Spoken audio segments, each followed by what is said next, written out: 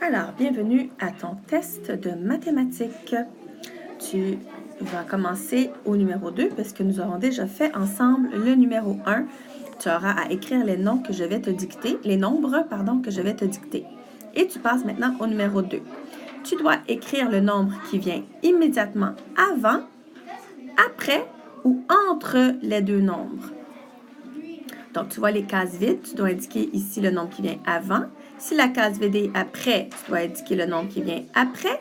Et s'il y a une case vide entre deux nombres, tu dois trouver le nombre qui va dans le milieu. Ensuite, tu dois écrire le mot nombre en chiffres. Donc, tu lis et tu écris le chiffre qui correspond. Numéro 4, tu dois décomposer les nombres suivants. Alors, de quelle manière tu pourrais me créer une addition qui donnerait 68? Même chose pour 76. Ici, tu dois faire un trait, donc une ligne, sur les équivalences qui sont fausses, qui ne sont pas vraies.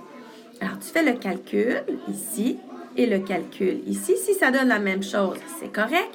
Si ça ne donne pas la même chose, tu dois faire un X ou un trait dessus.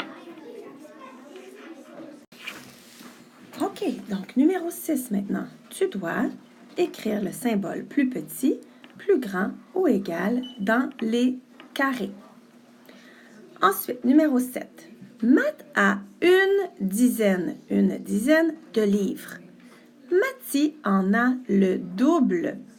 Le double. Croco en a 8, lui.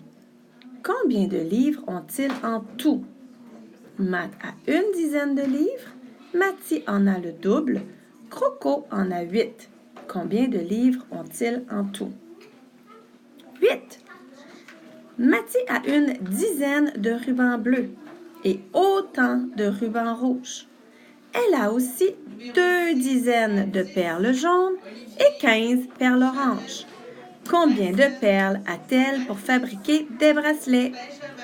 Donc, dans les deux cas, tu dois me représenter la situation, me faire le dessin, faire ta phrase mathématique et me dire combien ils en ont en tout.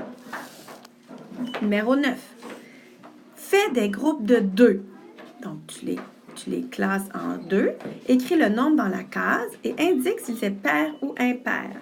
Donc, tu fais des groupes de 2, tu calcules combien tu en as et ensuite tu me dis est-ce que c'est un chiffre pair ou un chiffre impair. Rappelle-toi qu'un chiffre pair, tu peux faire des bonds de 2. On continue. Donc, le numéro 10, tu dois écrire l'heure qui est représentée sur les horloges. Ici, dans les 3 premières horloges, c'est l'avant-midi. Et ici, c'est l'après-midi ou le soir. Donc, tu n'écris pas de la même façon les heures. L'avant-midi, ce sont les petites heures, rappelle-toi. Et le soir, ce sont les grandes heures. Ensuite, tu as des activités ici. Tu dois m'indiquer si ce sont des activités qui prennent des secondes à faire, des minutes, des heures ou une année. Alors, écrire ton prénom. Est-ce que ça prend des secondes, des minutes, des heures ou une année? Tu dois choisir une seule réponse. Faire l'épicerie, même chose. Des secondes, des minutes, des heures ou des années.